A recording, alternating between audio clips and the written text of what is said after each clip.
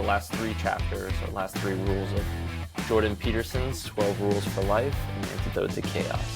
So I don't know, I'm pretty excited about these 3 chapters. I think there's a ton, I don't know, I keep saying that. I feel like for every episode, there's just a ton of like really, really good points to sort of end the book. I think all of his rules are really, really good, really deep, and they have a lot. He puts in a ton of great examples.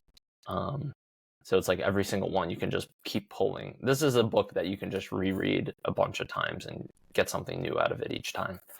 And like we were saying last podcast, it can, depending upon what you're going through in life, you can look at it with a different lens and get more out of it. So awesome book. So for today, we're going to be covering Rule 10, 11, and 12. So Rule 10, be precise in your speech. Peterson notes that we usually live in a simplified version of reality. It works fine when life is going well, but when chaos erupts, it seems like your narrow vision has failed you. Sometimes chaos takes the form of a dragon, of pent-up conflict that refuses to be ignored. If you specify a problem instead of ignoring it, you can make it solvable. Though facing conflict brings pain, the alternative is drifting through life in a fog and never fixing anything, which is destructive for relationships. Precise speech helps make chaos resolve into order. So, what'd you get out of this chapter, Jeff? So, let's see. Being precise. Where do you want to start in it? Yeah, it's hard. I kind of took this one 2 ways. The first was a bit more literal. So, meaning what you say, being thoughtful and being intentional when you speak, think before you speak kind of thing. But then also a little bit more metaphorical, where it's like, be precise in your like ability to aim at what you want in life. So whatever that is, if you want to improve friendships, if you want to improve your work life, if you want to improve anything, right? Be precise in that. Define what it is that you want. Be descriptive, be thoughtful, and adjust your aim accordingly. So those are kind of, without getting too into it right off the bat, those are kind of the 2 ways that I interpreted this, was like, and I guess they kind of go hand in hand to some degree. But yeah, I don't know. What do you think? Yeah, no, I mean, he gets into a lot of different things in this chapter that I think we can like touch upon. But yeah, I think you're absolutely right. You have to be precise in what you want, and because you need to specify the problems that you're facing. It's very easy to just be like vague when you have issues in your life or with your relationship. It's easy to just be like, just kind of make like a blanket statement about it, or not address the problem directly, right? And you need to figure out, it is like, let's say you have an argument with your girlfriend or your wife or a friend, right? You have to figure out what it is specifically that made you upset or started the argument or got you both, so that you can both understand each other and make things better. Otherwise, you kind of live in this vague fog where you don't really have an idea of what's wrong, right? And you're never going to fix what's wrong if you don't have that specifics, if you don't know those specifics. So I thought that's kind of the big gist of this. And I know just in my personal life, like with Alini too, like she's made me, like when we've like had arguments, like we try to get to like the root of the issue, because I have a tendency to look at things, try to like holistically, and I don't always sometimes dive into like what's specifically bothering me, and it's hard and it takes some reflection. It takes time. You don't always know, being like first person, it's sometimes hard to figure out what it is that's actually truly upsetting you. You have to dig, you have to think, you have to have some quiet time, which I think is like something that we don't have as much in today's world. We don't have that quiet time to think and to ponder and to question what's wrong with us. Or we might have that time, but we're so distracted, right? With social media, between our jobs, all the obligations we have. And it's very easy to just coast over a problem. So like be specific in your speech, be specific in what's bothering you and address that, step by step, and you do that. Like, I think that's like the basis of a lot of what we've talked about is like focus on small things, small incremental improvements. And it's amazing how over time, what you can fix and how you can grow, Mhm. but if you're too vague, you're never going to grow He was because you're also never going to saying address the problems. he was also saying too in the book, like the way the mind works is like under normal conditions when people are living, kind of their day-to-day lives. Um, your brain is a lot more clear. It's pretty obvious, but like when you're under chaos or you're under extreme stress, um, your perception of the world changes and it's not as clear. And that's when it's in those moments when things are cloudy and when they're confusing, that's when it's most important to like be intentional with like the words that you say, and your thoughts and your aim, so to speak, as he kind of puts it. Um, doubling down on that, and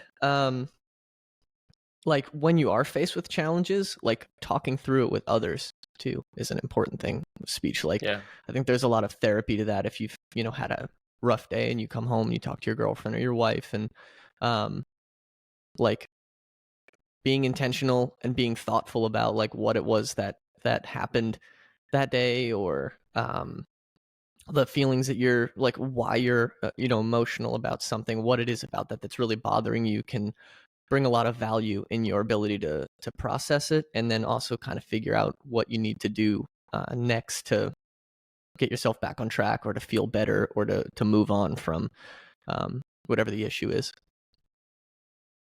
absolutely. Yeah, no, I think those are awesome points. Um, and just just to keep it going. I think he gets into, the whole idea that the world is like simple when the world behaves, which I thought was just like super, super interesting. Like, we perceive the world to be quite simple when everything's sort of running smoothly, right? And he uses this like example of a car, which I thought was like fascinating, because I know a little bit about cars, maybe a little more than the average person who's never really worked on a car. Like, I can do basic things, oil changes. I have concepts of like brakes. I have a little understanding of pistons and a carburetor and some of those types of um, aspects about motor vehicles and motors and stuff. But I really don't know the intricacies of like if something broke, what broke, right? So Mm-hmm. he uses the idea of a car. Like, so he kind of points out that it's very difficult to make sense of the interconnectedness of chaos, of the chaos of reality, by just looking at it. So each hypothetical thing that we make up in our head is made up of smaller hypothetical things simultaneously, a part of larger hypothetical things. So I don't know. I sometimes, when I think of that, right, because that can be like a little confusing, think of like a tree, right? You look at a tree, and then you look at like, okay, let's dive down into a tree. What makes up a tree? The leaves, that's separate. What makes up the roots, the stems, the trunk of the tree. Like, you can start digging into all these separate things. Okay, what's within the tree is like cells, and then within the cells you have mitochondria, and it just keeps going, and you can keep breaking something down further and further, and everything's interconnected, right? And that's how the tree grows and comes together. But then the tree is also part of, several trees, right? And then several trees make up the forest, and then the forest makes up the ecosystem, and then it's a part of, other animals and other plants, and then it's part of a country, and then the world, right? And then the universe, right? So there's so much interconnectedness, and we have to break it down very, in order to really understand stuff, right? And Mm-hmm. and so our perception is very limited, um, and we tend to make a lot of generalizations. So then he goes into the idea of like a car, and car, to most of us, we break it down and say, a car is something that goes, right? That's how we break down something simple in our head. It gets us from A to B. But we realize, like, how staggeringly low resolution or quality of vision is when something breaks down, and then we need to turn to the experts. So like when our car breaks down, it's like, oh my God, what happened? And we don't know. And then all of a sudden our perception of a car and what makes it run is totally changed. And I think that's just like super interesting. So, we sometimes perceive things to be simple when in fact they're much more complicated. So I think just having an understanding of that things are a lot more complicated than what we just assume them to be, in our day-to-day lives, is the reason we need to be precise with our speech.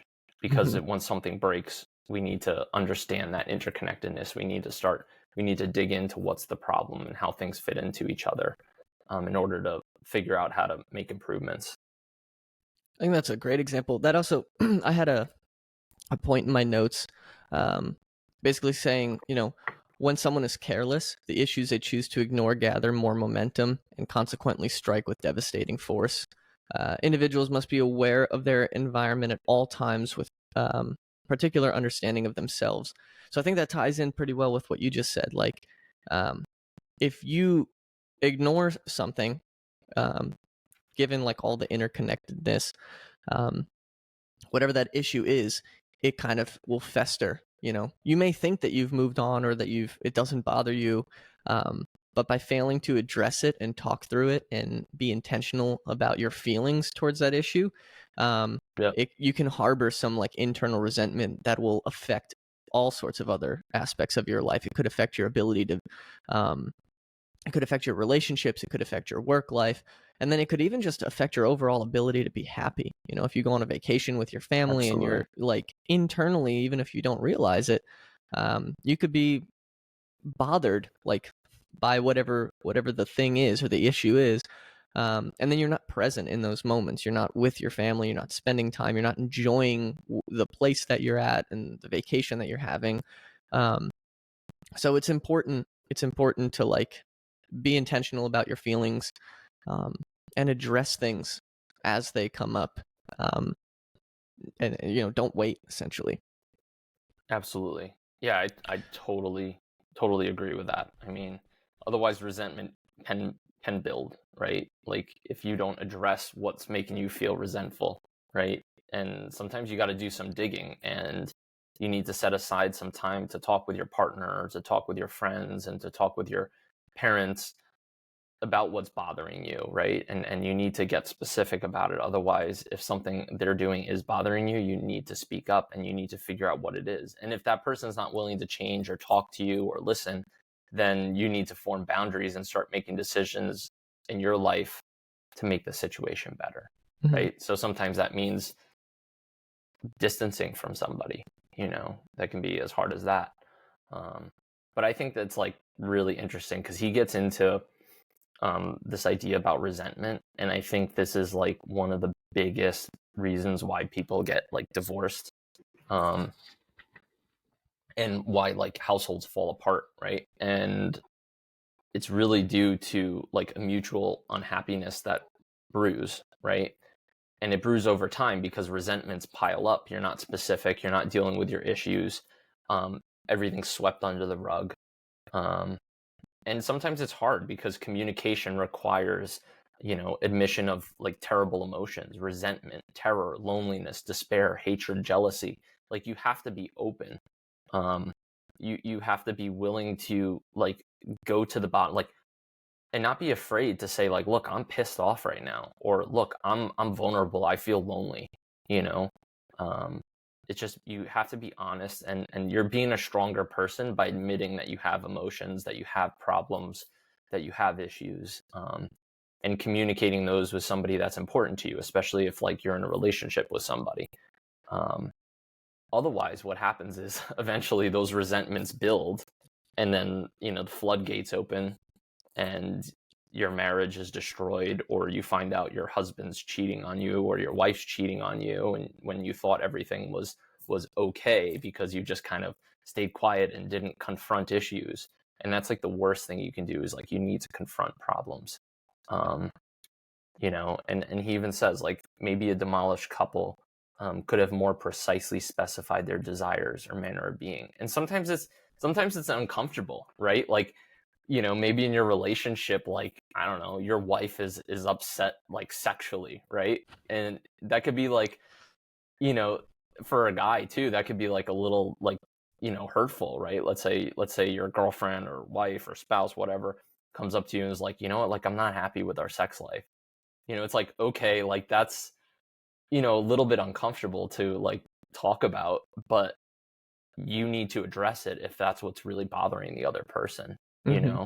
and, like, sometimes you have to have those uncomfortable, and you need to, like, uncomfortable conversations and let your ego down. Otherwise, that resentment just builds, and I think this is, like, a really interesting chapter for that. And I think if more people did this in their relationship, it would be amazing. If more people were able to communicate, have these conversations, and then actually, like, genuinely listen to their partner and then also be specific about what's bothering them, I think people's relationships would improve 100-fold. Mm-hmm. We'd have a lot less problems in this world. Yeah, I mean, but that's that's kind of what we were talking about yesterday, is like nobody really wants to, everybody's afraid of offending somebody. Like we live in this, we were talking about Yeah. off the podcast yesterday, we were just on the phone, but we were talking about the movie Rush Hour and like some of the jokes Yeah. that were in that movie, from, because it's from, what I get, it must be the late 90s or early 2000s, something like that. Yeah, I think it was like 1998. Yeah, and they just like the jokes that I they watched have. some of it last night after we talked about it. Yeah, it's funny, isn't it? Oh, yeah, it's hilarious. It really is. And like so many of those jokes you couldn't get away with today. Like we just live in this society where people are so offended by like silly things, and it prevents people from being themselves. Mm-hmm. Look, you don't want to be an asshole. You don't want to, and you don't want to be evil. And you don't want to, like, but there's nothing wrong with poking fun at certain, like, don't live life with a stick up your ass. Just chill out, Yeah. have fun, crack jokes. And the same is said for this. Like I think people, it gets the waters get a little muddy here because relationship things can also be like ego driven, where I feel like some of the joke thing is like more virtue signaling, so it's a little bit of a different psychology, but it really is the same premise. It's like just having the pride to say what's on your mind, and what's really bothering you, about whatever the issue is. Now if you're getting like upset about like silly things, I think there may be another chapter to apply there, because maybe, I don't know, maybe you're not, if you're getting upset over silly things, maybe you're not really getting upset over whatever the conflict is. Maybe you're Yeah. unhappy with yourself inside. Maybe you're trying to be overly critical of certain things, to, I don't know, boost your ego, make you feel like you're a better person, make you feel like you're standing up for something, when in reality, you're, I don't know. I guess it's a side point. Yeah. I don't want to go too far down that road. That one can get dangerous, but a little slippery. But yeah, it's just being intentional. Yeah, I think that's a good point, and we might get into that a little bit more in the next chapter. Is that, like, a lot of times, and he goes into these, like, intellectual elites that have led to, like, situations with, like, severe communism and other problems, like, but a lot of times, or people that are anti-human, it's really usually an issue with yourself, so I don't think that's anything wrong. I think when people do lash out and they're very angry about something, like, I can't believe they said that, it's like, whoa, like, that's probably something's not quite right with you. And like I have a good friend that as well, and I believe, I'll use this as an example. Our friend used the word retarded when he was just speaking, right? And and I can understand how that word could be seen as offensive to somebody, especially if they have, let's say, a sibling, or they know somebody who does suffer some kind of mental or physical debilitation. Mm-hmm. So, but it's also very it could be just a casual word that you throw out because something's messed up or whatever, and your intention isn't that it's like bad, right? You're just using it as a reference or just as a saying. And so this other person like literally confronted our friend and was like, wanted to get in a fist, like practically got into a fist fight with our friend just because he used this word when describing something. And it's like, whoa, like chill, right? You need to, like, you have to try to understand where somebody's coming from when they say something. You know, don't take it literally. And the reality is that there's probably something wrong with you if you have to react to a situation or to a word that's used, you know? So just something to be aware about. Like, I think if you get emotionally charged, like you're saying, like, you're probably unhappy with yourself, or there's probably something that's not quite right with you. So just something interesting, you know, that I think people lack today is like, they just want to be like emotionally charged. Like, oh my God, I can't believe you said that. Blah, blah, blah. You know, and it affects communism. It affects comedy too, you know, because then people are afraid to say things that might be a little offensive or whatever. But it's like, come on, you gotta like, it's part of what makes comedy funny is pushing things to the edge. And I know we'll talk about it in one of the later chapters regarding like skateboarding, is like, people need, it's not funny unless you push things to the edge. You're not going to improve unless you push things to the edge of what's acceptable, you know, and see where that border lies. And that's what makes things funny, and that's what makes good comedy. It's what makes people laugh, you know. And there's nothing, I don't think there's anything wrong with it. Not that you should use the word, you know, retarded loosely. And if it does really bother somebody, you know, that person should have been specific about why that bothers them, and just to ask like nicely, like, hey, can you please not use that word because I find it offensive for this and this reason. Like, you know, it hurts me, you know. Be intentional about your speech there, you know, and your feelings. Exactly. Yeah, be intentional and be specific, you know, to somebody, and tell them why. And then, you know what? I don't think it hurts to just not say that word, you know, if that's something that really triggers somebody else. But it's also important too to reflect on why that word triggers you. Do you know what I mean? Like, it's just a word. Why does it trigger you so much? So like, think about that. But then again, a lot of people who are that emotionally triggered by something usually aren't the people that have the capacity to reflect on why they feel so triggered. So it's kind of like a no-win situation there. Yeah. But if somebody is able to reflect, you know, it's important to do that. So I think that was like an interesting example. No, I thought that was a incredible example, and it's funny that you bring that up, because I do think that there's a lot of people who are getting so outraged by so many of the different things that are, you know, making their way through the internet these days. Oh yeah. I don't even think they have reasons for it. I think honestly, I think people want, I think somewhere along the line, I just think that today people have lost the ability to think critically and think for themselves. They need to be told how to think.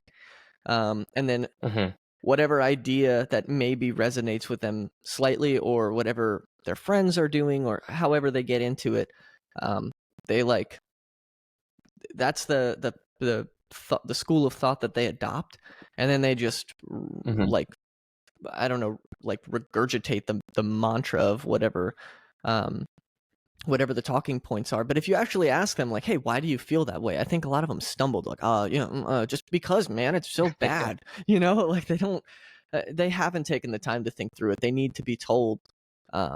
That's a separate issue, but I think that's an issue with a lot of our education today in this country too, is like, we're not teaching children to think critically anymore. We're teaching them how to remember, like how to, you know, so many, how many tests, and I noticed this like change a little bit as I went through school, but how many exams towards the end of like your schooling was just remembering facts, right? So you read the book, take some notes, try to remember what happened, and then you take the exam, and whatever was in the book is exactly what was on the exam, and you just got to like fill in the right answer. But the critical thinking questions slowly removed itself, and so you have people in the world now that like haven't exercised that part of their brain. They don't know to ask themselves what's right or wrong, and to be, to be deliberate with their speech when they're asking those questions to themselves, to really try to like point, I don't know, point their aim at something Yeah, no, I specific. that's I totally agree. I mean, I think that's becoming a bigger and bigger part of like what's wrong with our society. Is like people just want like the quick. They want an answer. They want a fact. They want to like, what's this math problem? Learn the answer. And I found it to be like very evident. I mean, even when we went to college, um, from around 2012 to 2016, like it's like being an accountant, right? Going to learning accounting, understanding the concepts. A lot of my peers, they would just want to they would just do the homework to figure out the answer, Mm-hmm. right? Or just, I want to know what the answer is and put that down. But it's like, you got to learn the process of getting there, because if you don't do that, you're not gonna, if you can get the process down and then the last thing you do is just a little wrong calculation and you put the wrong number down, you at least understand what to do. And that one little thing can be fixed and tweaked.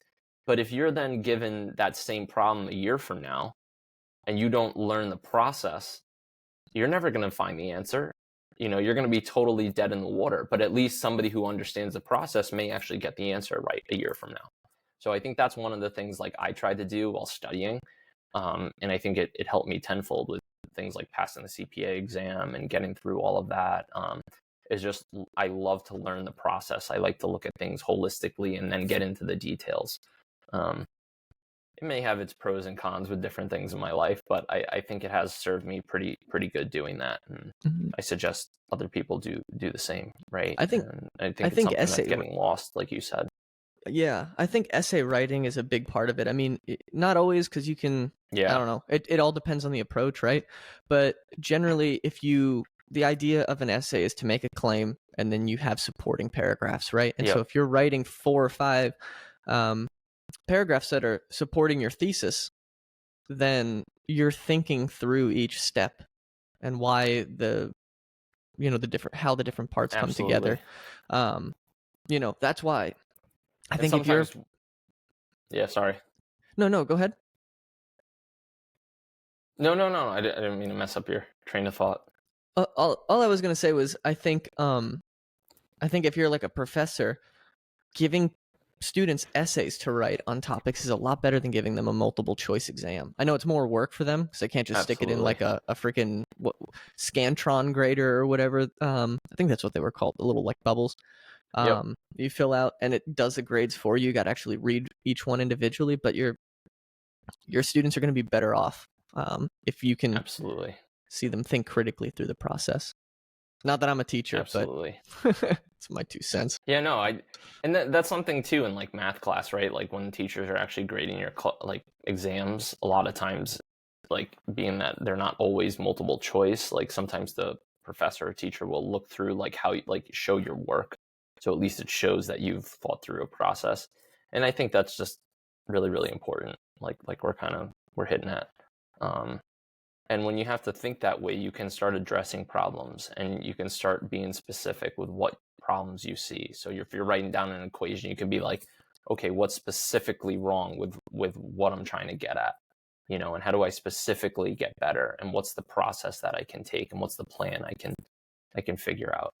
So I think maybe to like end this chapter, I'll just make like one point if that's cool, and then maybe do a little reading from the ending, and then we can get on to the next. Yeah, Unless you go have for it. some more things you want to add. All right, cool. So say what you mean so you can find out what you mean. Act out what you say so you can find out what happens. So I think that's also important. So like try things, test things, put things into reality, right? And act a certain way so you can figure out, like, take some leadership, take some ownership in your life and see what happens. And then from there, change and pivot and make things a little better. Then pay attention, note your errors, articulate them.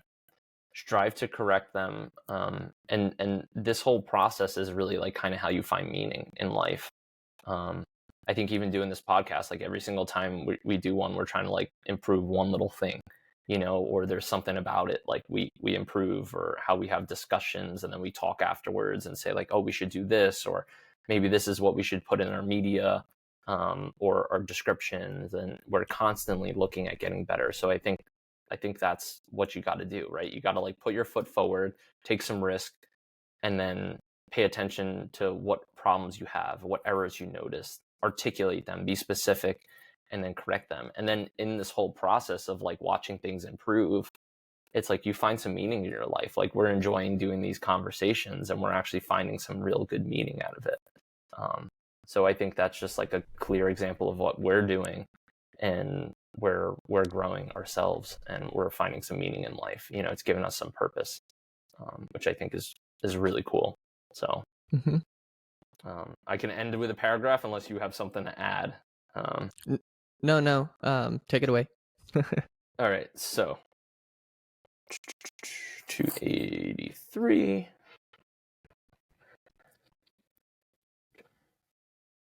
Confront the chaos of being. Take aim against a sea of troubles. Specify your destination and chart your course. Admit to what you want. Tell those around you who you are. Narrow and gaze attentively, and move forward forthrightly. Be precise in your speech. So, great chapter. We'll move on to Rule 11. And I like this one, and it also kind of is relevant for us a little bit, like as kids. We're big into skateboarding.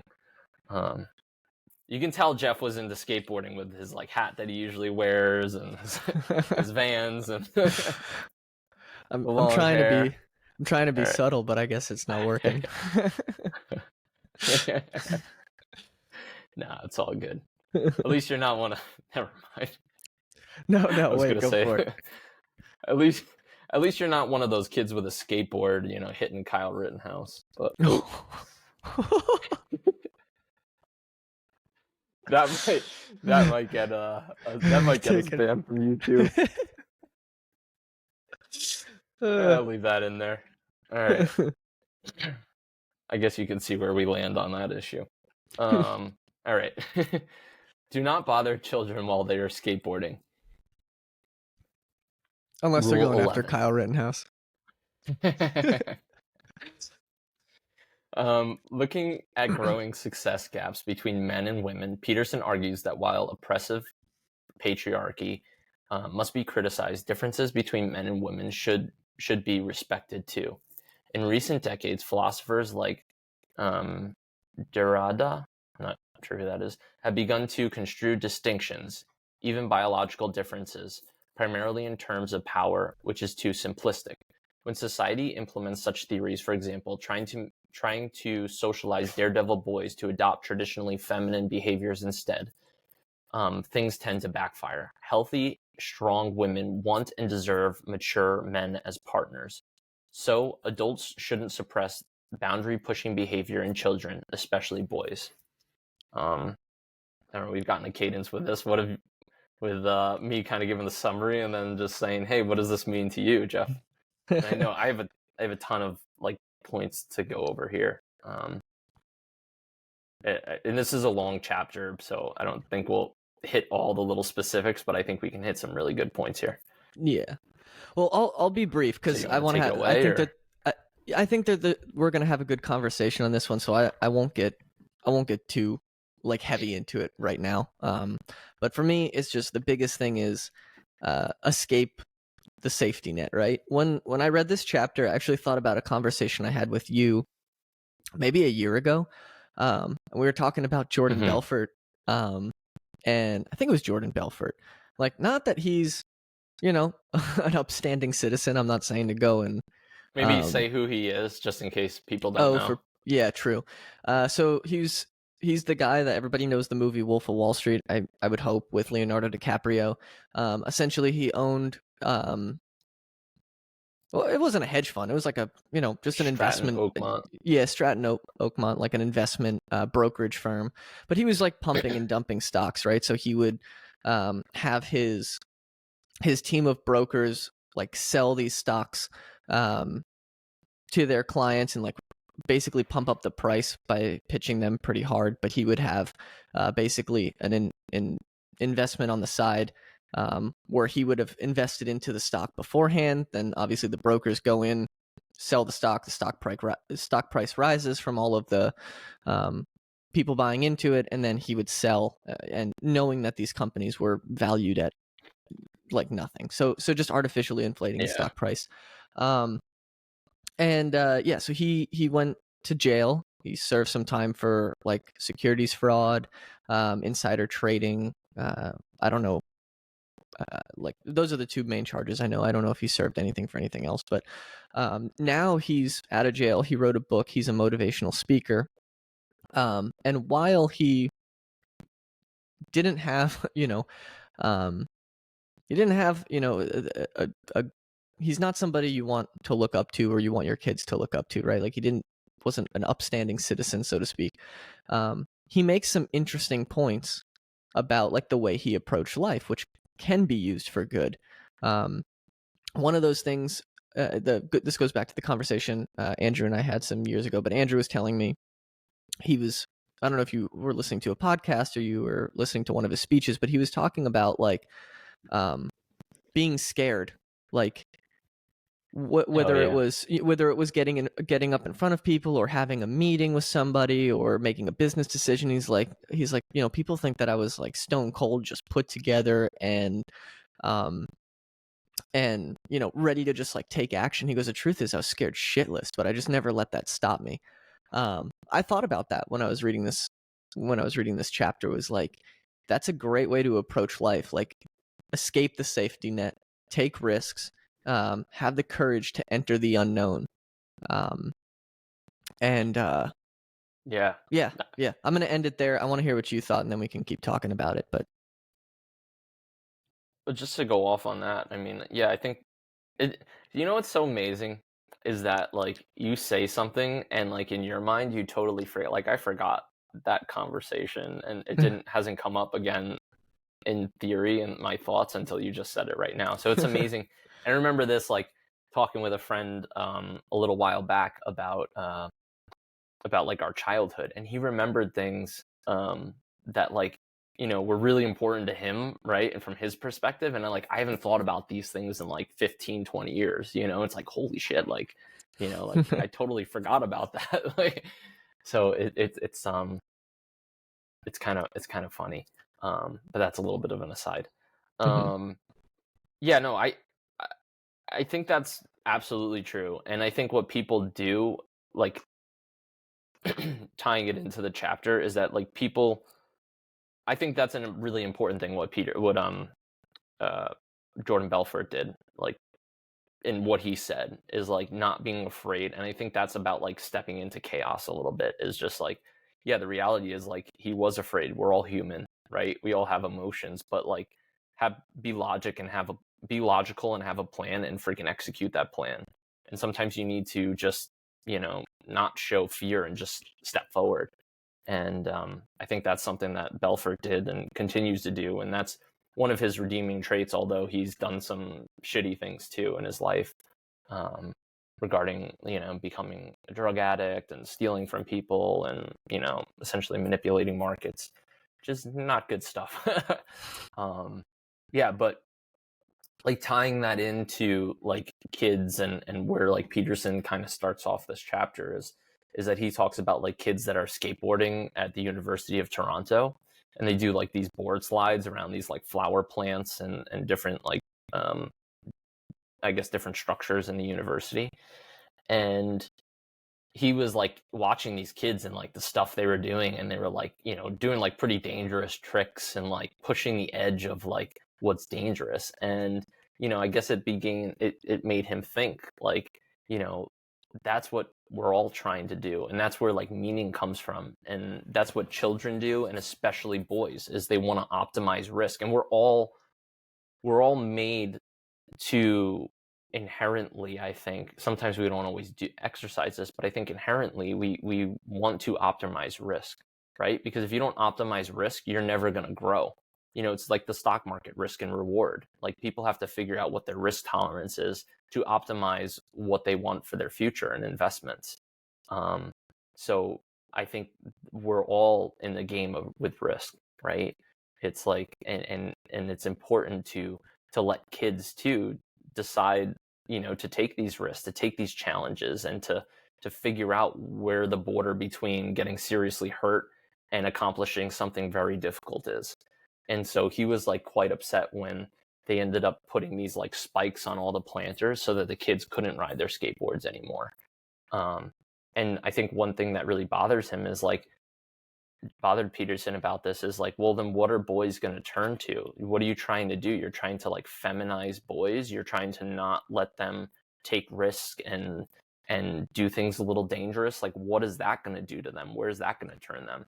And I think that's like very, very interesting, is that like you're what you're doing by putting up those spikes is profoundly like anti-human, right? Like you're trying to suppress people from doing what they're naturally inclined to do, and that's especially for boys, is to like take some risk and do things that are a little dangerous and have some healthy competition with other boys. And it's just really important, I think, for children's development.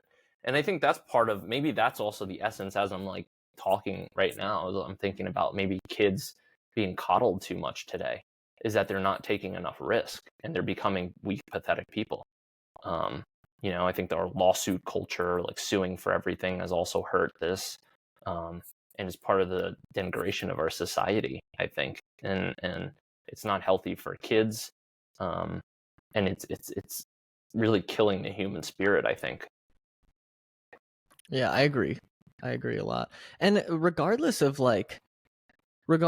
how much society tries to coddle children today and like tries to shelter them from that, we have an inherent or like a innate attraction to risk. And Jordan Peterson brought up the example of like gymnastics. Yeah. But it goes even more than that. I mean, why do you think we like skateboarding so much? Or Red Bull, right? Like Red Bull's entire brand is built off of risk. Yeah. They have those guys that like do the squirrel suit jumpings, and they have the Red Bull air races where they're flying planes. I love like watching that stuff. Right? It's you have to. Guy, like, I saw this one guy like coming down like with I guess he was like paragliding, but he had skis on, so he was kind of like skiing at like 100 miles an hour and then like lifting off a cliff for like it's fascinating. And then like, I was just like, oh my god, yeah, it is. It really is. Yeah. Did you see the one where do that per se? But did you see the one where the guys swap planes? From doing it. Yeah, I don't either. No, have you seen the one where they swap planes? There's like one where these two guys, they go down. Out. They have like two Cessnas and they're in the squirrel suits, and they put the planes into a nosedive, and then they jump out and they swap planes. And I think one guy didn't make it, and he had to bail and like pull a chute, and the plane like obviously crashed. But the other guy like got into the plane and like got the plane under control and got it out of the nosedive. But yeah, like I mean, there's like we're wired to like gravitate to that, and you need to take I think you need to put your life in some sort of manageable risk. Like you can't just live in comfort all the time and security. And I think it makes weak people. Mm-hmm. Yeah. Sorry.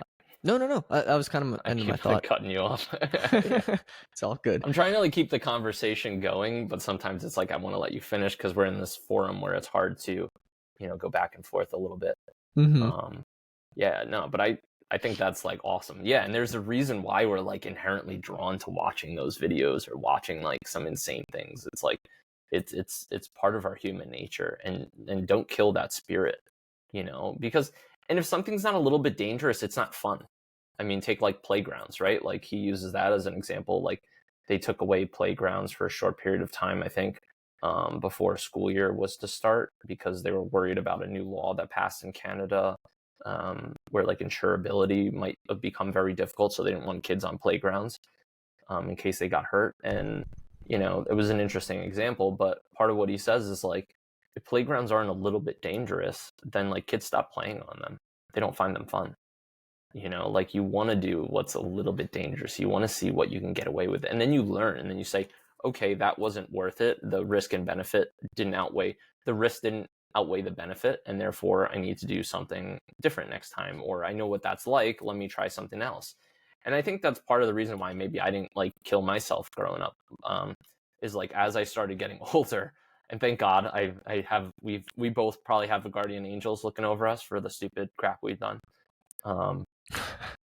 But it's like, you learn by making a mistake, and just hopefully it's not too catastrophic of a mistake, and where you can't recover from it. But I think making these small mistakes and understanding, I use this example all the time. There's like some kids who like didn't really live crazy lives like I feel like I did growing up, like us, we were like riding motorcycles and go peds and doing crazy stuff on our bikes. And I mean, I remember taking down like the back roads down a hill, those like little fire trucks with you like straight down a road, like, and then we'd like get to the bottom, we're going like 25-30 miles an hour, and you turn and the thing would flip over and sparks would be flying. And like, I mean, just think about like the crazy shit we did, and thank God nothing bad happened. But I think we also learned what happens when something bad does happen, right? And thank God we had a guardian angel over us, but we also learned how to act and what could happen if something gets messed up. And I think kids that didn't do what we did are the kids that sometimes often are a little bit reckless on the road, especially when they first get their driver's license. Like if they never did crazy things and then they get a car and then they think they're cool and they don't understand the capacity of what it can do to you, sometimes they learn tragically what can happen in a car. Because they don't understand, like, us crashing at 20 miles an hour, we can understand what that feels like and how horrific that is. Imagine going 70 miles an hour on the road. Is that worth it? And I think you develop, you grow, and it's important to test those boundaries and to see. And I think just a car is a good example. That's a great example. I don't know. Yeah. You want to have something to add to that? I was just going to tell anyone who's listening, like, so Andrew's telling these stories, but we became friends at a very young age. And if this doesn't sum up how our friendship was going to turn out, I don't know if there could have been a more clear, like warning sign, I guess. I don't know. But the first time Andrew came over my house, and Andrew mentioned we were big into skateboarding, so we had a mutual friend that lived down the street, whose parents bought him like the full ramp setup. Yeah, I think it was like X Factor. I think the X Factor, yeah, X maybe. Factor ramps. Yeah. I don't even know if they make them anymore. They probably, if they were today, they would have been sued out of oblivion because of the way society is. But they had this really cool setup where it was a ramp on one end and then a ramp on the following end, and it was connected in the middle by a rail. And so you could ramp off the side if you wanted, or you could, I don't think you could go fast enough to completely ramp from one side to the other. But what we would do is go up one and then try to like grind on the rail and get to the other ramp. Mm-hmm. And Andrew, being Andrew, he likes to go hard.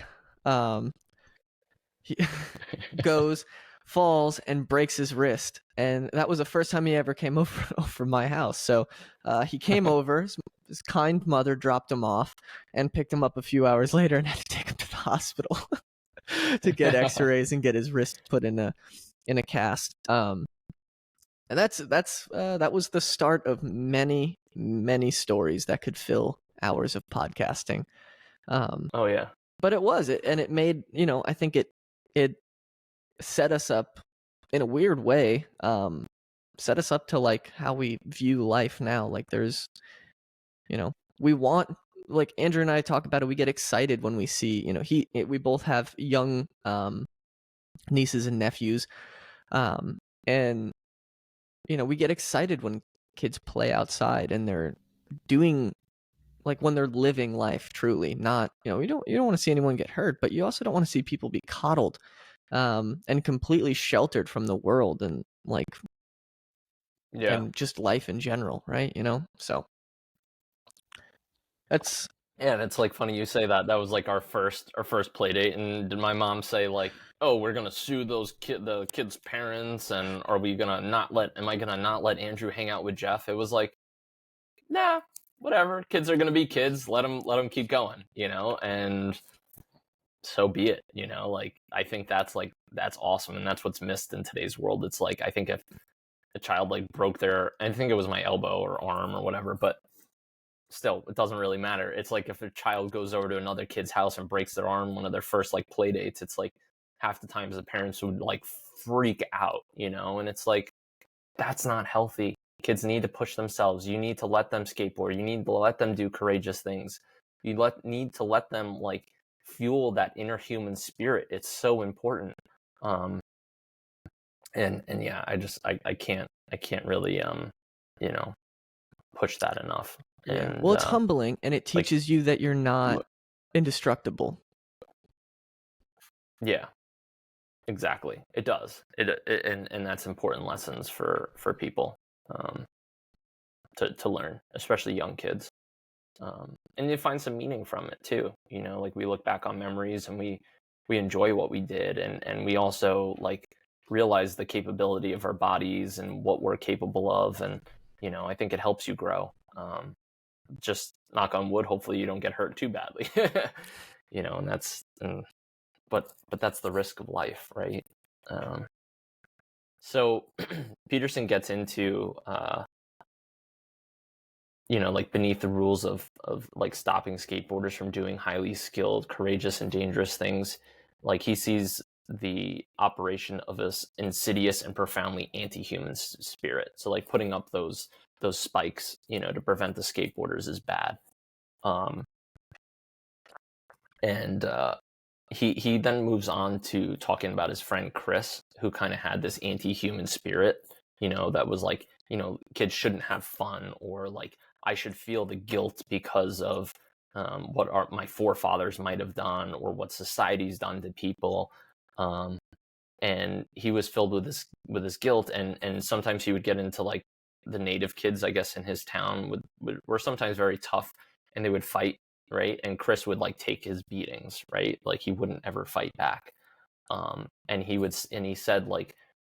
said, no wonder like these kids are angry. Like, we took their land, right? The colonizers took these native kids' land, so no wonder they're upset. But that's like the wrong approach, right? Like, you can't blame yourself and take on the guilt from what past generations did, you know. And I think that's very important in today's world. We want to blame, oh, Christopher Columbus was a terrible person. Well, it's like, that's what people did back then, you know. Like, don't think the Native Americans were always peaceful, you know, kind, loving people. I mean, when they've gotten into wars, they would wipe out another tribe with no qualms about it, and then they would enslave, you know, they would quite often enslave the women and sometimes the children from that tribe that they defeated. So it's like, they were just as brutal, just in different ways. And, you know, it's important to understand that. And that's what life was like back then. That was the accepted standard. So don't look back and be like, take on that guilt, you know. And I think that's part of what's wrong with today's world, is like, we take on guilt that shouldn't be our guilt. And it's dangerous. This guy Chris, he developed like a hatred for masculinity, for confrontation. And then he saw like finding a girlfriend and going to school, all part of this like concept of colonization and the patriarchy, and what the colonizers did to North America. And he felt this negation of his own being was ethically required. You know, he did some readings into Buddhism, which I don't agree with this part of it, and I don't think that's what Buddhism teaches. But he kind of like took it in a little bit of a different way, and just said, look, I need to relinquish who I am, you know. And not and he just kind of like looked very anti-human, took it out on society. Like, he would go down the street one day, and they were driving in a car, they were outside, and Chris, his friend, Peterson's like old friend, was like snapping side view mirrors off of cars, you know, just for no reason, you know. And it's just like, what are you doing? Like, you're not helping society by just doing that, you know. And if life is so meaningless, you're just adding to the misery that people have to suffer from. You're not making your life better, and you're not making anybody's life better. And long story short, later on, like, his friend Chris killed himself, you know. And I think he was artistic. He was an amazing, I thought he said amazing photographer, and had skills, but he was so anti-human, so anti like being a masculine man, and putting himself forward and being assertive, and it destroyed his life. He wasn't able to have a relationship with another woman. He wasn't able to, have a stable job. He was, angry, upset, pissed off at the world, and he eventually killed himself. And I think that pattern of behavior is very dangerous, especially in the far left. And that's exactly, I just think, he uses an interesting example right there with his friend Chris. He talks a lot about Chris in this book. Yeah. Well, I think he learned from people that did things, because I think he's also a psychologist, right? So he's trying to understand the people around him. And, I think we all have met people that are similar to this guy, Chris, right? Kind of becomes mopey, sort of doesn't really want to fight back, sort of becomes a little lethargic, isn't really, kind of has a beat up car and isn't doing things to improve himself and improve his situation. He just kind of gives up on life and doesn't really like humanity, and we're destroying the world. We're I think he even says the Columbine murderers, they said we should just give back the world to animals and destroy humans, and look at what that left. Look at the horrors that ensued. And I think that's what a lot of these psychopaths think, and it's just quite dangerous. And yeah, I mean, he gets into, I know I'm talking a lot. I don't know if you have another point to add, or I can keep going because I kept taking some different notes on. No, keep going. All right. So he gets into how boys are suffering in this modern world, and that there are some clear differences between boys and girls. And there's a lot of overlap, and that's not to say that and I think that's another thing in today's world, people don't want to admit that there are some inherent differences between boys and girls. That doesn't mean that girls aren't adventurous like boys are, or take risks like some boys do. But I think when you group them together, on the extremes, they're a little bit different. So maybe boys are, 5% more aggressive than girls, but over a lot of people, that makes a big difference. And I think those are important statistics to remember, and be aware of. And he even points out Scandinavian countries that have done a lot for gender equality, where gender equality has been pushed the hardest, yet there's still clear differences. And I don't know if it's said here, but I remember reading about it, where women are still the prominent ones that go into nursing, and men are still the prominent ones that go into manly fields, I don't know, construction or something. So it's even though gender equality is pushed so hard, it's you still have these stark differences between what men do in general and what women do. And I think that's just fascinating. And to be aware of not trying to make males feminine, I think is also important. Not pushing an agenda behind it. If a guy's more feminine, I don't think there's anything wrong with it, right? But let's not make society go in that direction and force men into those positions, or force, boys that are adventurous, that are enjoy more masculine activities, enjoy confrontation, enjoy some fights. Let's not make them weak men, because, and he even says towards the end, which is really, I thought, quite interesting, is if you think tough men are dangerous, wait until you see what weak men are capable of, which is, I think, the best point. One of the best points of this chapter is don't think that the man who, and I think it's evident,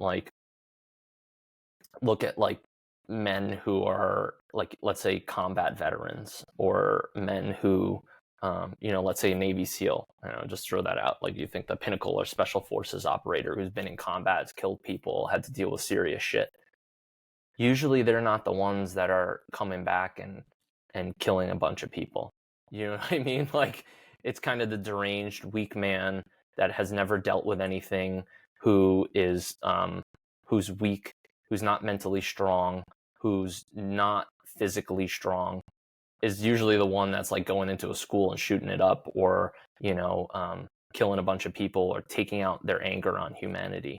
It's not these people that are actually tough, strong, physically abled, quintessential tough men. and weak men too, or sometimes these intellectuals who, I mean, he gets into it. Is it in this chapter or the next one where he talks about the Khmer Rouge? I want to see if it's in this one, because I know a little bit of it. Or I don't know. Do you have some? I threw a lot of things. I can get into the Khmer Rouge and that point, and weak men, but I don't want to also just go on a tirade and not give you some. No, If you have the any only thing I points was to add. gonna yeah, the only thing I was gonna add to that, which I thought was interesting, is when we started talking about um like the gender issue, right? And Yeah. it's funny how things evolve, because I think everything with like the LGBTQ and like the support for that movement started out with good intentions. I feel like, there are people who are born gay, or they're, Mm-hmm. feel like they have, is it body dysmorphia or whatever, where they feel like, a man feels like they were born in the wrong body, or a Born in woman the feels like, yeah. um and I feel like it started out with good intentions, Absolutely. where you want to support, um you want to support people who are suffering with that, and to make them, feel valued in society, and let them know that, because that's really, at the end of the day, that's, I think, what life is all about. It's what the principles of this book talks about. I think it's the principle of a lot of religion and things like that, is like, you want, now obviously things get with religion get a little blurry, but the point I'm making is that they're tools to give you, like a moral code that you can live your life by. And really, if you want to live a happy life and you want to be a good person, the idea is to accept everybody. Accept Mm-hmm. everybody for who they are. They're kind people, regardless of what their issues is, regardless of what ethnicity they are, what background they come from, if they're missing limbs, if they have a mental disability, if they're, from the LGBTQ community, whatever their thing is. Like, you just want to support, and you want people to feel valued, in their own skin, in the life they've been given, whatever that is. The weird thing is we've moved away from supporting those people, to now almost suppressing people who aren't in that category. And that's the opposite Yep. of the intention that we started at. Started in this, like, hey, there's a community of people in this world that are not being treated fairly. Let's do something about that. Awesome. Now it's, well, if you're not part of this community, or you have any sort of reservations towards this community, like, you almost don't deserve to live the life that you've been given. We can't support you. And like, it's one Yeah. of those scenarios where you give somebody an inch and they take a mile. And Yep. I think that's something that people need to, I guess, resume focus on, is like, I mean, there's a reason why the rate of children in school who probably, arguably, are too young to even have this on their mind, the rate of them identifying with like an LGBTQ, or like, transgender, um whatever, are going up. Like, I forgot what the statistic was, but I think like the rate of like kids that feel like they're transgender or have body dysmorphia is increased by like 3,000% in schools or something. Like, that's not even normal. That's not even natural. Yeah. And it's just because of our reward, society's reward system and value system for these things are out of balance. And I don't know. I thought it was an interesting. I thought it was an interesting point, but there's an opportunity right now that's currently going on for us to like restore balance and accept everybody, not just, you're not doing anything good if you took if you took a suppressed community and propped them up, and then use that to suppress everybody else. Exactly. You've done nothing to improve the Yep. world with that. You've just, I don't know. Yeah, So it's like changing a political philosophy, right? Like from capitalism to a communism, like, let's say, structure. an aristocracy to a communist. It's like sometimes it might have good intentions, but it ends up just really changing the it just goes from one bad to an even worse, right? So yeah, I think you made some really good points there. And you got to be afraid of, look, like, especially with that issue, like LGBTQ issue, is like, we need to make sure that people aren't, hindered or taken advantage of because they're different, right? That's not fair.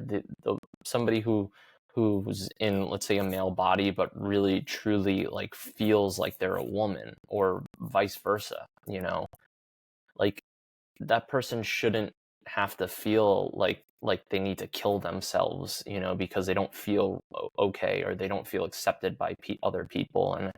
And I think we have to be open-minded and make sure, because we don't want a life where people are marginalized, where people are hurt and made to not feel good about themselves. And I think that's important to empower all people, right? But that still doesn't mean that pushing an agenda like that is healthy for society, right? Is like, you can accept and say, okay, if you truly do feel this way, that's okay. We're going to have resources. We're going to help you. We're going to figure something out for you, have a plan. But that doesn't mean that we need to start going to an extreme and pushing an agenda to all people, and pushing, and that's what I see like in society today. And I think there's a lot of pushback. I think that there's a reason why a lot of young males are lost and have a lot of issues today, is because they're being suppressed, and they're not being able to be men. They're not able to develop as kids. They're not promoting like rough and tough sports. I think that's part of the reason why something like the MMA is like taken off and getting so much encouragement. Like, people love that. Why people turn to people like Joe Rogan and like are like, you know what, this guy's a tough, like, no bullshit guy, but he's also got a compassionate side. He's understanding, he's smart, but like, he's also not really somebody you'd want to get into a fist fight with, like, and I think that's the type of, like, in my opinion, that's the ideal male. Now, not everybody has to be him, and it's good to have diversity. It's good to have people that are maybe less, into working out than he is. Maybe he's a little bit of an extreme, and you need a little bit of everything in order to move society forward and have different thoughts and different opinions. But I also think it's important not to say that somebody like him is like part of the patriarchy and he's part of the problem, and because he's, pushing, like, exercise, and he's pushing being tough, and like, those are important things. And people are he's the biggest podcast in the world because of that, because he's honest, because he's truthful, because he's humble, but he's also like a no bullshit guy and knows where he stands and is into working out and is into fighting and is into doing things that are tough, that make you better, and that you might fail, and that you have to keep going at it and at it and at it. And, maybe on the 1,000th round, that's when you like develop something beautiful and get better. And I think he's hit that essence of that. And I think that's part of the reason why, like, Peterson gets into like, males and females, and like, part of the reason why like marriages aren't coming together and relationships are getting harder and harder to find, because, women tend to be a little more agreeable, than men are. And like, the institution of education is about, like, was kind of, even Peterson gets into it, kind of formed in the late 1800s, where like the classroom structure was formed, and essentially what it did was it built good citizens to go work in factories, right? And it built people. You listen to your boss, you listen to your instructor, then you follow the instructions, then you execute. And that works well for a growing industrial society, right? But I think men are starting to lose that. They're a little more disagreeable. They want to fight a little bit more. They don't want to follow rules strictly.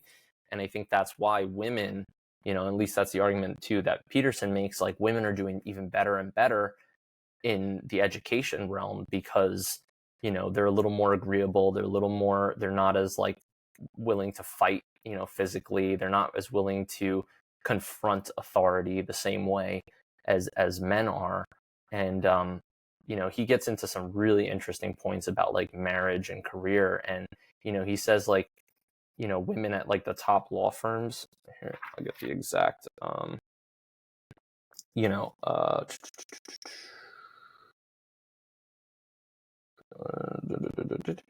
All right, so he gets into essentially talking about women going into the top law firms, and only 15% of equity partners at the 200 biggest U.S. law firms are women, despite the fact that like women are becoming a greater share of, like, I think he doesn't put the statistic here exactly, but women are going to college a lot more than men.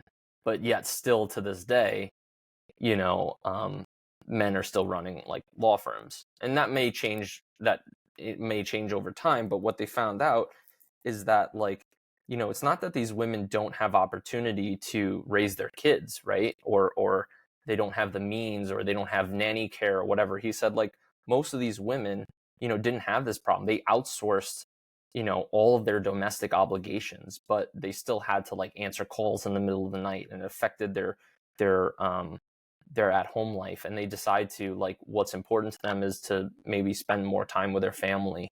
And they often decide that being a top, partner at the law firm is not worth it. It's not worth the hours and the stress, because it's important for them to be home, with their kids. So I thought that was super interesting. And then he gets into like the idea that like women want a partner that's reliable. They want a man that, because what happens is, like, women, and I do agree with this, like, women do, if let's say they want to have children, and I think that's a natural thing for most humans, is to want to have children. They want a reliable partner that they don't have to also take care of, that can help take care of them while they're going through a vulnerable stage of, let's say, childbirth, when they're going through the vulnerability of having children, right? That makes them vulnerable. That makes a person, especially a woman, more vulnerable when you have little kids. And you want a strong man there to protect you and to keep things moving and to bring something to the table. And if you don't have strong men in society, your family structure is going to fall apart. And he gets into this, like, saying that how, like, and if things fall apart, and you have, like, he gives out different statistics, like children in father absent homes are 4 times as more likely to be poor. That means their mothers are poor too. Fatherless children are at much greater risk for drug and alcohol abuse. Children living with married biological parents are less anxious, depressed, and delinquent than children living with one or more non-biological parents. Children in single parent families are also twice as likely to commit suicide, which I thought was just like really, really interesting. And I think it gets back to, like, these are the kids that are these young kids, males tends to be, that are like committing shootings and all these horrible things. Like, they grow up in, single family households. They don't have a strong family structure. And if you want to build a strong society, you need a strong family structure.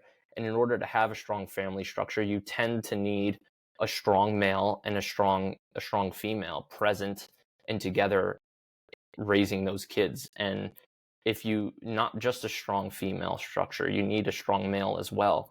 And I'm trying to like articulate without rambling too much, but it's really important. And we need to also encourage men to be men and to be strong figures, so that they can produce strong children that produce a strong society, and I think that's super important. And I'm not just saying like that I don't think, like, let's say two gay parents, can't raise a child and have, I think that there's nothing wrong with that either. But I think from a traditional standpoint, having a strong male figure and a strong female figure does make strong children and a strong society. And just having two parents together, I think, is a big part of that.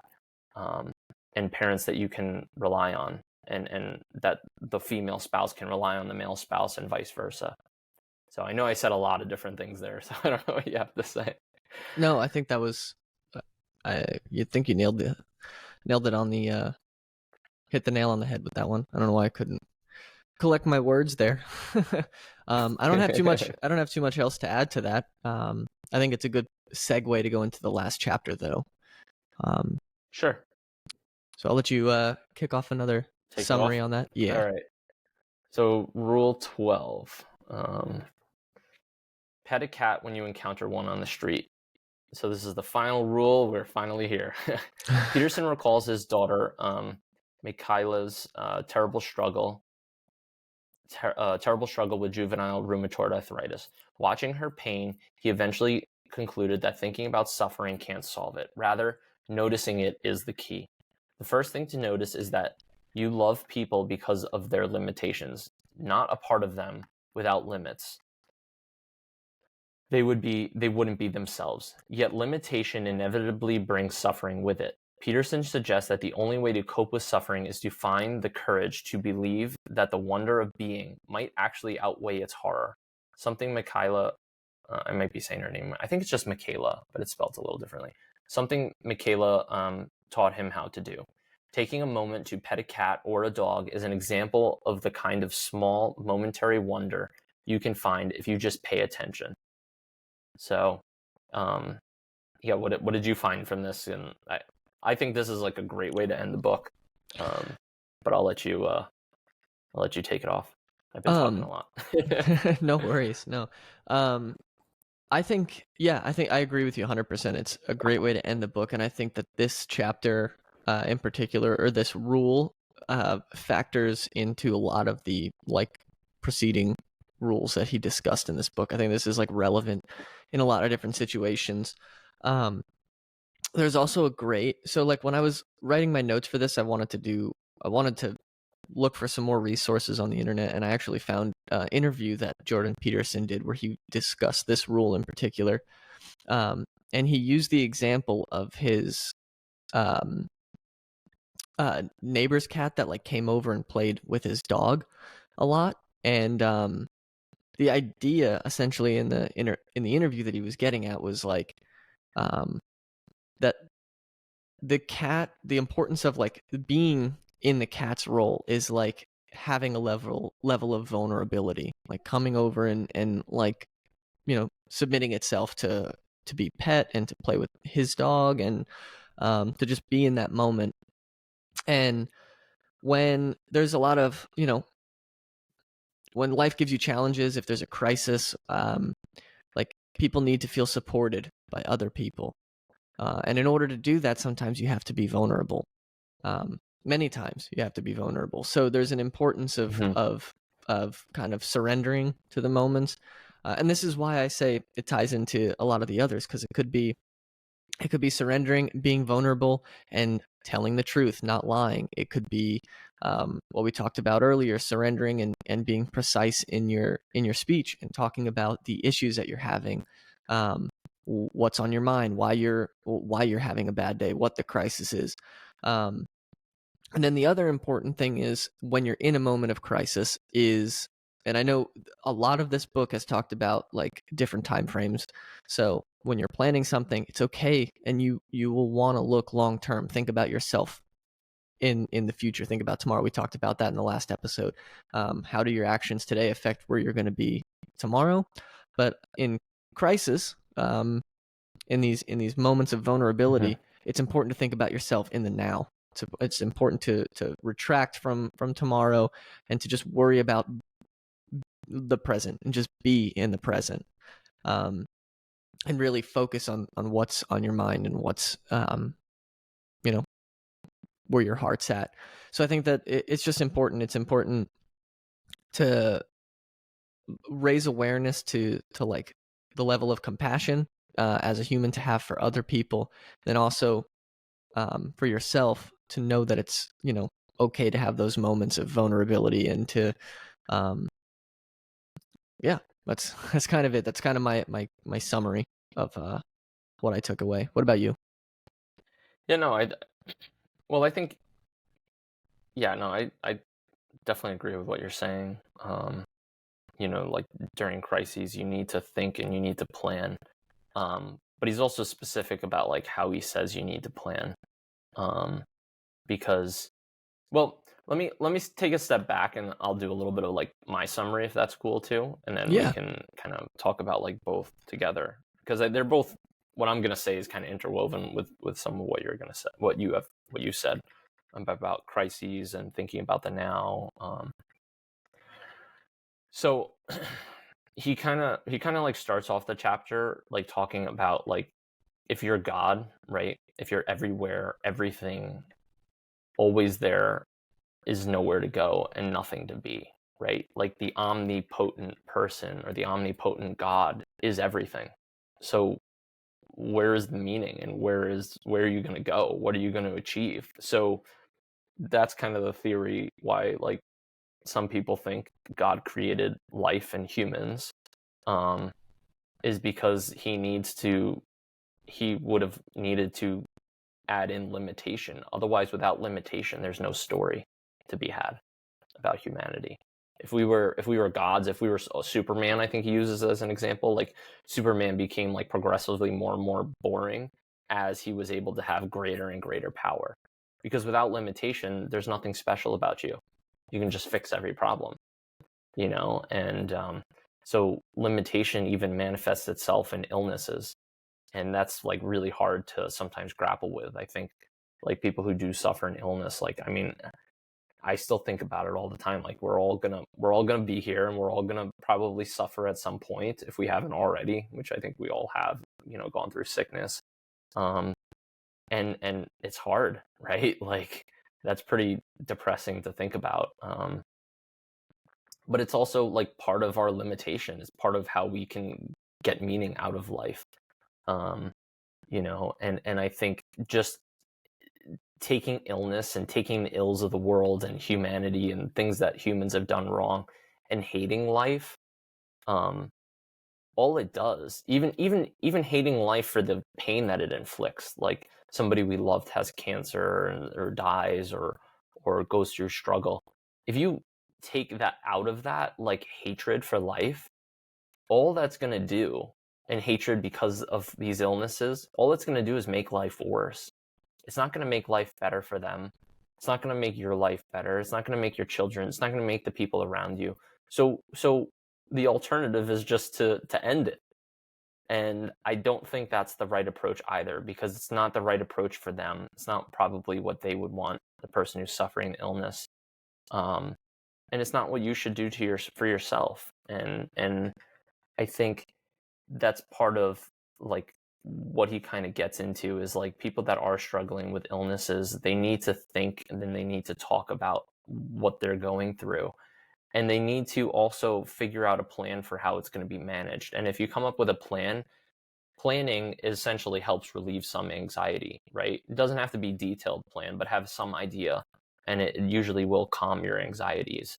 And he says to, like, plan earlier in the day, right? Because if you're constantly thinking about a problem or serious issue, it's going to make you freaking tired, and life, and especially illnesses, are a war. They're not battles, he kind of says. So, like, you need to plan for the war. And so, like, don't get too exhausted by it. Have a plan, talk about it, like, schedule a time to talk about it and deal with it. And then you have to live life, outside of that. And I think that's, like, so important, is don't get overly consumed and try to control everything about it. And I think, God forbid one day, if I get a serious illness or somebody I love, like, that's going to be my approach.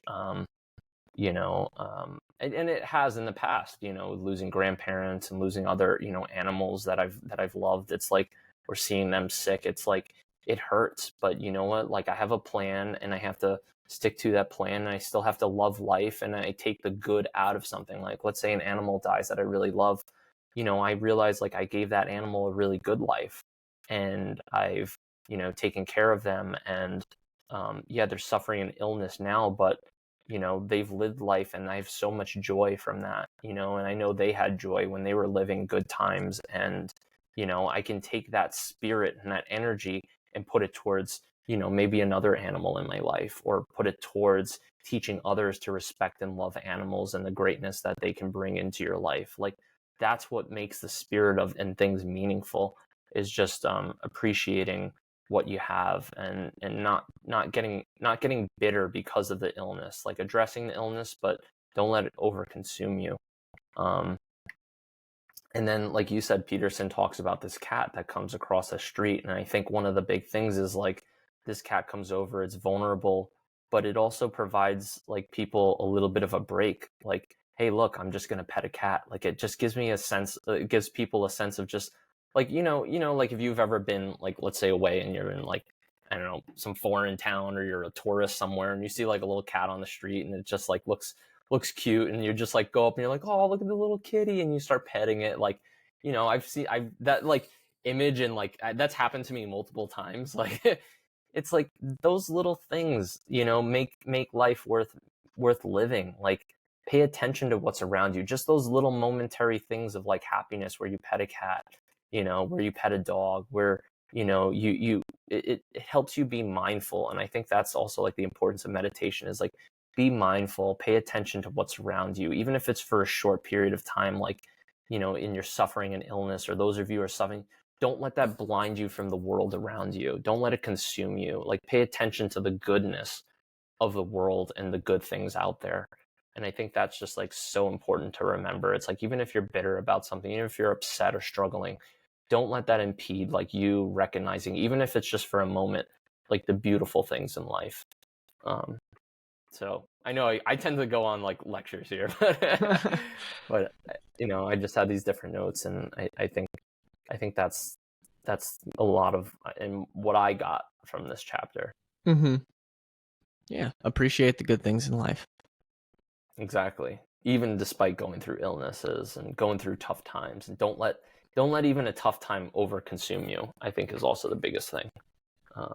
And realize that like life would not exist without having limitations, and sometimes limitations manifest themselves in illnesses, Mm-hmm. and so illness is a part of life, and without it, there is no life, and there is no being, and there is no joy, and that's how you find some meaning. I think, I think that's the essence of this whole book, right? Is like, you find meaning through doing difficult things, but also taking the time to just be mindful and appreciate the little things too is really important.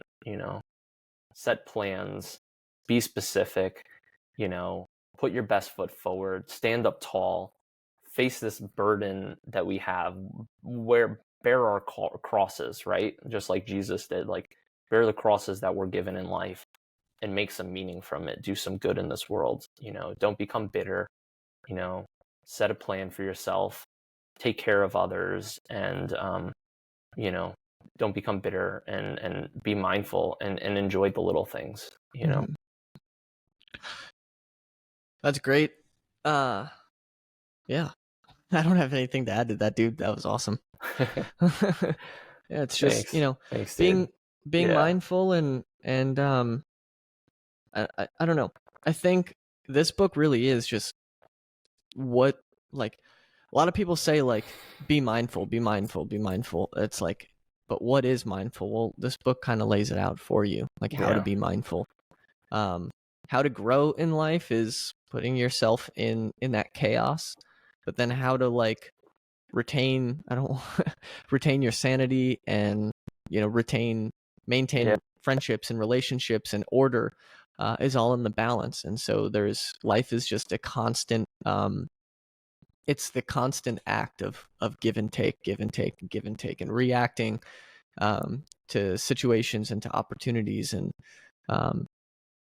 being mindful and using these tools is like, that's your roadmap to how to live a better life, a healthier life, a happier life, and to also grow along the way. But Absolutely. I couldn't agree with that more. And I think like you said, like, that's a good way of just summing up the book. And yeah, it's kind of just honestly, I feel like you said, it's to put a word to it, an adjective, it's like a roadmap. Like, this book is a roadmap to life. Because there's gonna be so many things thrown at you, but I think this book can, help you deal with the struggles that you go through, can help you not be a bitter person, can help you live a better life.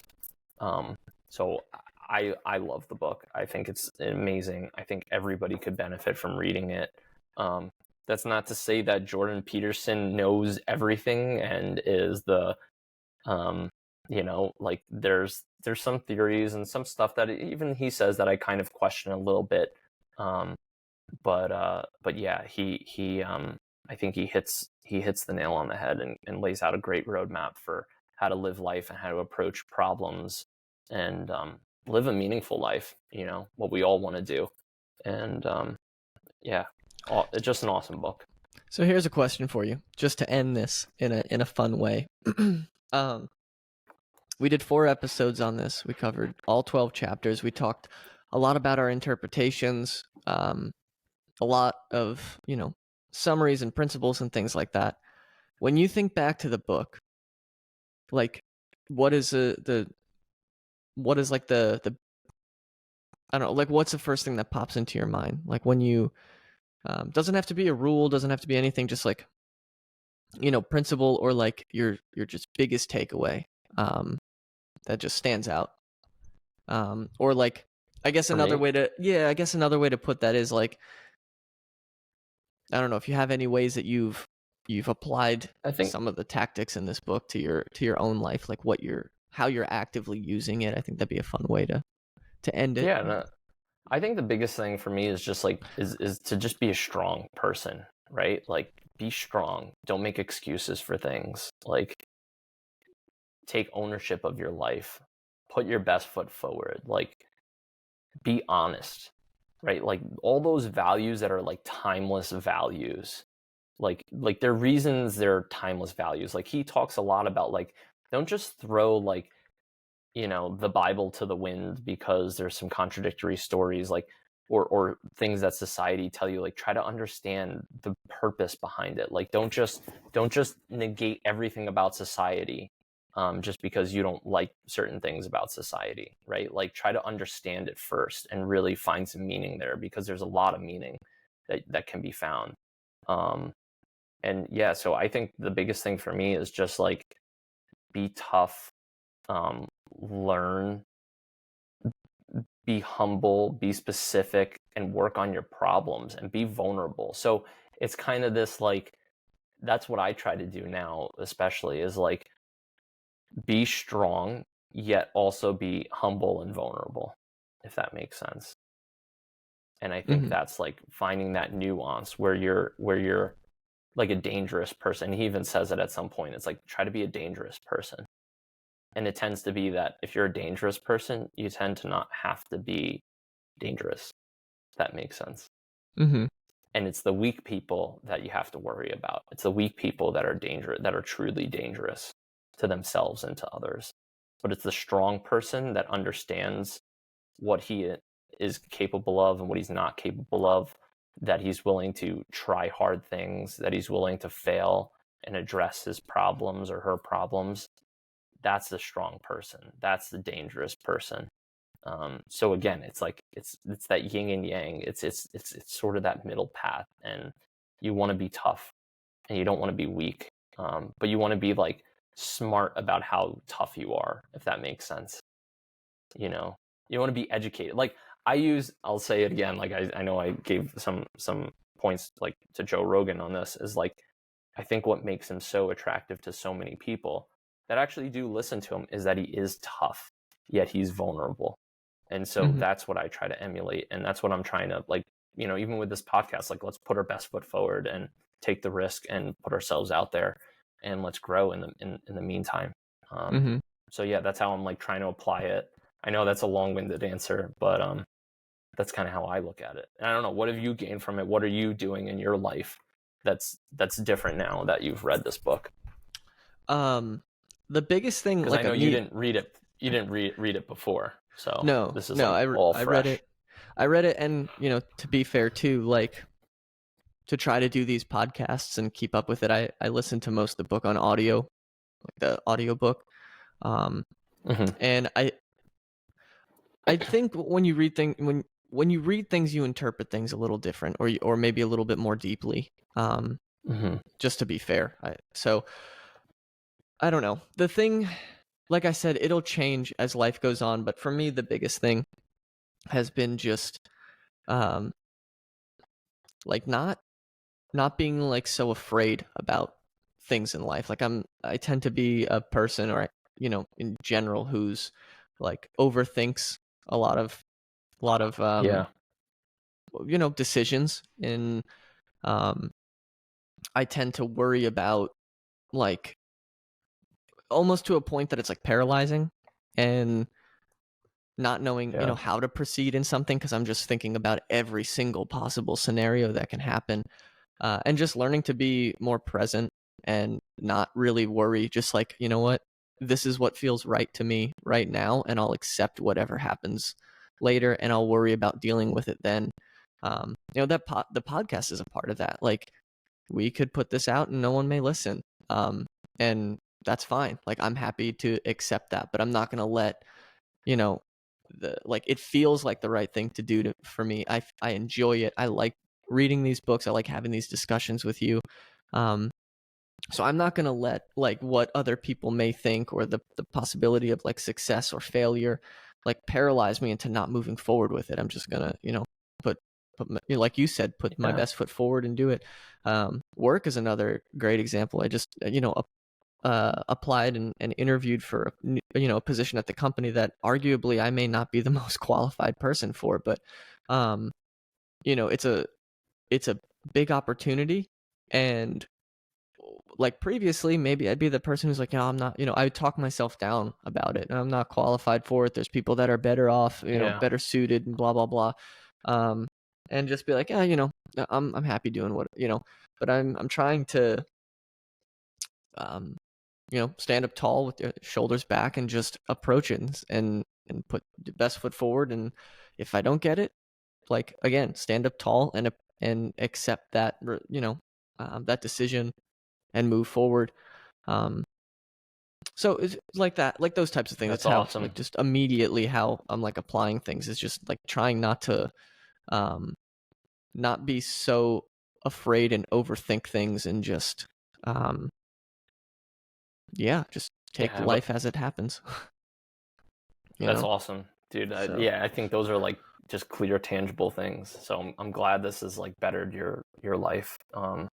You know, is allowing you to take more action, like you're saying, like have a plan, execute that plan, and then whatever falls out, address it then, and then say, okay, this worked or that didn't work, and then modify and execute. And at least you're doing something, right? At least you're not a vague person. You're actually taking tangible action to make things better in your life. I think that's awesome. I mean, I had a similar thing where I had to like stand up for myself at my job last year. And in part, it wasn't necessarily, maybe there was parts of it that I read in this book that I was like, look, I got to stand up. And I've read in like other books, like we're going to cover like extreme ownership. And it's like, sometimes you gotta just, for lack of better words, just have some balls and make decisions and then have a plan and just stick to your guns. Like figure out what's right, you know, become educated, learn what's right, become open your eyes, and then make a decision.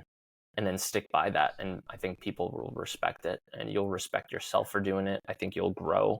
I think we'll all grow. And it's something I'm trying to do myself more and more. So I think that's awesome that this is having like some real impact on your life. And I think this book could impact just a lot of people's lives. So great book. And I'm happy to hear that, you know, that like you're doing better because of this book and I'm doing better because of it.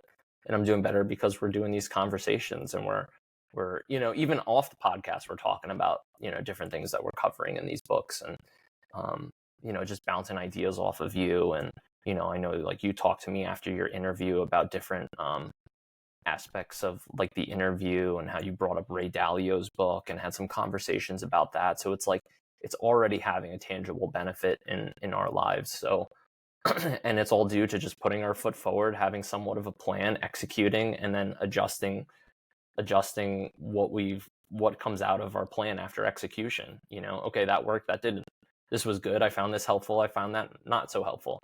And it's just like keep rolling with it, but at least you're doing something. You're not a vague like sit back like type of person. You're taking charge of your life, and we're all here for a short period of time from what we can understand, you know, right? Like our lives aren't forever, right? At least in this form. And things are always changing. So take advantage of your time, and don't let life pass you by, you know, and take some ownership and see what happens and find some meaning in life.